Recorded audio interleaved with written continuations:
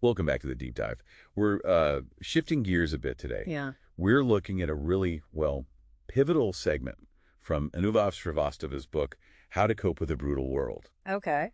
Right. After all our talk about deconstruction, this part, the 5 modes you need to have a truly fulfilling life, feels like a blueprint. Ah, right. Constructive. I like that. Exactly. Less about tearing down, more about, building something balanced. That's a welcome change. Yeah. So we're moving from the problems to the solutions, really. Srivastava's giving us a practical framework here. He really is. Okay. And he starts by tackling something huge, this idea of constant long-term hustling. Oh, yeah, the hustle culture. He flat out warns it will, sooner or later, do much more harm than good. It's a direct challenge, isn't it? It absolutely is. A necessary one, I think. He uses this great analogy. The burnout king of the jungle. Right, the lion. Exactly. He asks, is a lion always in attack mode? Of course not. It'd be exhausted. Totally. It would get exhausted and soon get killed by another animal. It's such a primal way to show we need balance. Rest isn't optional. Even for lions. Makes you wonder why we push ourselves so hard, ignoring that basic need. Society rewards it, maybe? Yeah. But, yeah, that's a good question. So if nonstop hustle is out, what's in? That's where his 5 modes come in. Things he noticed in his own life, apparently, for finding that balance. Okay, let's break them down. What's the first one? First up is career mode. Pretty straightforward, right? Mm-hmm. Focusing on your work, achievements, growth. Mm-hmm. Getting that sense of accomplishment, financial stability, purpose in what you do. Right. But then number 2 is hobby mode. Ah, the counterpoint. Yeah, this is different.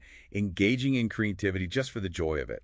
Like his example of writing his book outside his main job. So not about career advancement. It's about fulfillment, reducing stress, maybe even sparking ideas for other areas. Exactly. Giving yourself permission to just play, almost, which can be surprisingly hard. It really can. Okay, what's next? Learning mode. Continuously developing, personally or professionally. Always important.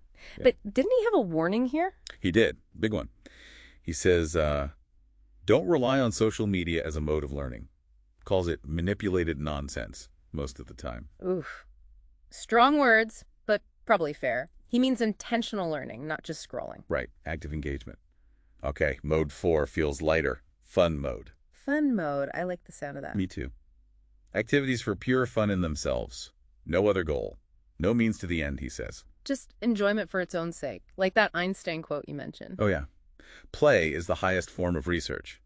It suggests fun isn't trivial. It's actually kind of essential. It really reframes it. Okay, that brings us to number 5. And this one, this one feels different. Yeah, this is the do-nothing mode. He says it can be surprisingly tough. Which is wild, isn't it? Doing nothing sounds easy, but the pressure not to. It's immense. He uses that amazing study about soccer goalies. Oh, the penalty kicks, right? Statistically, their best bet is often just standing still in the middle. But they almost always dive. Always. Why? Because of the crushing societal pressure to be seen doing something, even if it's less effective. Wow. That's powerful. It says so much about our lives, doesn't it? Looking busy versus actually being effective. Totally.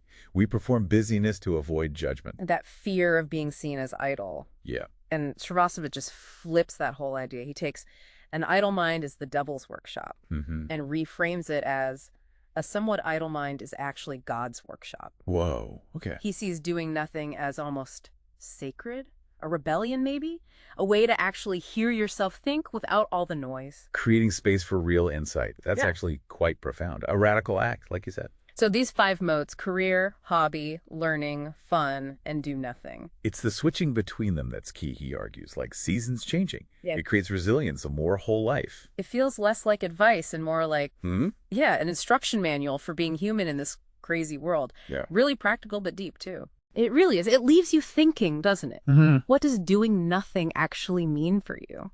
In this world demanding constant action, Right. What could you discover if you actually dared to embrace that stillness just for a bit? Let that God's workshop have a little quiet time.